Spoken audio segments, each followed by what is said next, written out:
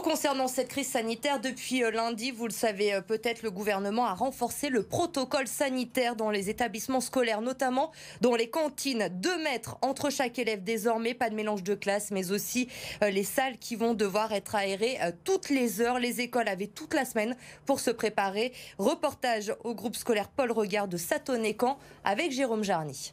1 mètre de distance entre chaque élève, des arrivées classe par classe et un sens de circulation pour gérer les flux. Depuis plusieurs semaines, le rituel est le même dans ce restaurant scolaire. Laissez-la, il y a trop de bruit. De quoi donner du travail supplémentaire au personnel encadrant. Au début, c'était un peu brouillon, mais au fur et à mesure, ils commencent à comprendre les règles. Donc là, ça pose pas de problème. Chaque midi, ce sont plus de 400 élèves en maternelle et en élémentaire qui sont inscrits ici à la cantine, répartis dans 2 salles. Là, on en a un petit peu moins, on en a une 50aine de moins. Les parents ont joué le jeu de garder dans la mesure du possible leurs enfants pour qu'on puisse justement garder bien la distanciation qui était prévue dans le protocole.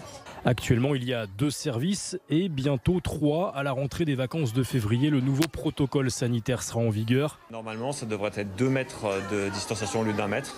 Et puis toujours manger par classe. Donc là, on va devoir rechanger tout le protocole. Et ce qui fait qu'a priori, on va devoir sûrement créer un 3e service. Ça va impliquer un changement des horaires des écoles. Ça sera plutôt, on va commencer à 11h, finir à 14h. Parmi les nouvelles règles auxquelles devront se plier les élèves, il y a aussi le port du masque à table lorsqu'ils ne sont pas en train de manger.